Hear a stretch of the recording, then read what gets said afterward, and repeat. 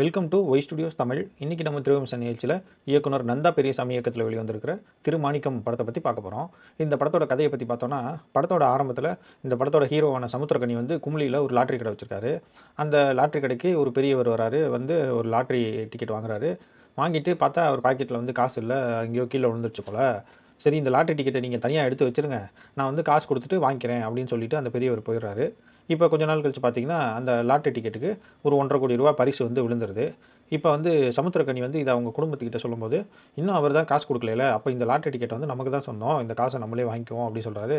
ஆனால் சமுத்திரக்கனி வந்து இல்லை, அவர் காசு கொடுக்கலனா கூட அவர் எடுத்துட்டார் இந்த லாட்டரியை, அதனால இந்த டிக்கெட் வந்து அவருக்கு தான் சொந்தம், இந்த காசு அவருக்கு தான் சொந்தம் அப்படின்னு சொல்லி நான் அந்த பெரியவரை பார்த்து தேடி கண்டுபிடிச்சி இந்த லாட்டரி டிக்கெட்டை கொடுத்துட்டு வரேன் அப்படின்னு சொல்லி கிளம்பிடுவார். அவங்க குடும்பம்லாம் சேர்ந்து எவ்வளவோ தடுக்க முயற்சி பண்ணுவாங்க, இருந்தாலும் தடுக்க முடியாது. ஒரு வழியாக அவர் வந்து அந்த லாட்டரி டிக்கெட்டை அந்த பெரியவர்கிட்ட கொடுத்துருவாரு.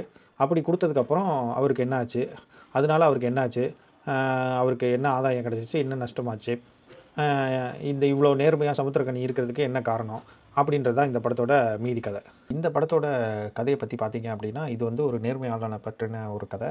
இந்த கதையை வந்து வேறு எந்த ஹீரோ நடிச்சிருந்தாலும் இந்த அளவுக்கு பேசியிருப்பாங்களான்னு தெரியல. என்னையாவது ₹1,50,00,000 கிடச்சிருக்கு, யாராவது தூக்கிட்டு போய் அப்படி இந்த காலத்தில் யாராவது நேர்மையாக இருப்பாங்களா அப்படின்னு சொல்லி பேசியிருப்பாங்க.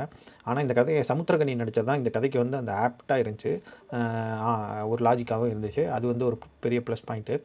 அடுத்ததாக பார்த்தீங்கன்னா, இந்த படத்தில் ஒர்க் பண்ணியிருக்கவங்க, கேமராமேனு, எடிட்டிங்கு, அதுக்கப்புறமேட்டு வந்து படத்தில் நடித்த ஹீரோயினாக நடித்த அந்த அனன்யா, அதுக்கப்புறம் ஃபாதராக நடித்த சின்னி ஜெயந்த், அவங்க அப்பாவை நடித்த இளவரசு, எல்லாருமே அவங்கவுங்க கேரக்டரை கரெக்டாக பண்ணியிருக்காங்க.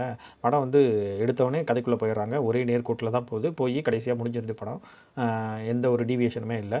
படத்தில் வந்து 2 மைனஸ்கள் இருக்குது. என்ன அப்படின்னு பார்த்தீங்கன்னா, சில ஒரு நல்ல பாடல்கள் வச்சுருக்கலாம், நல்ல மெலோடி சாங்ஸ் கொஞ்சம் நல்லா இருந்திருக்கலாம், அது ஒன்று குறையுது. 2வது வந்து பார்த்திங்கன்னா, சமுத்திரக்கனி ஏன் இவ்வளோ நல்லவராக இருக்கார் அப்படின்றதுக்கான ஒரு ஃப்ளாஷ்பேக் வருது. அந்த ஃப்ளாஷ்பேக் வந்து கொஞ்சம் இன்னும் வேறு மாதிரி யோசிச்சு வச்சுருக்கலாம்.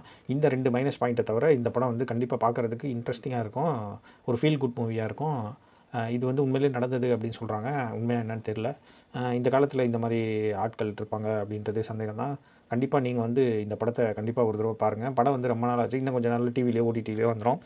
மறக்காமல் பாருங்கள். படம் பார்க்குறதுக்கு ஒரு தடவை பார்க்குறதுக்கு ரொம்ப நல்லாயிருக்கும். நன்றி.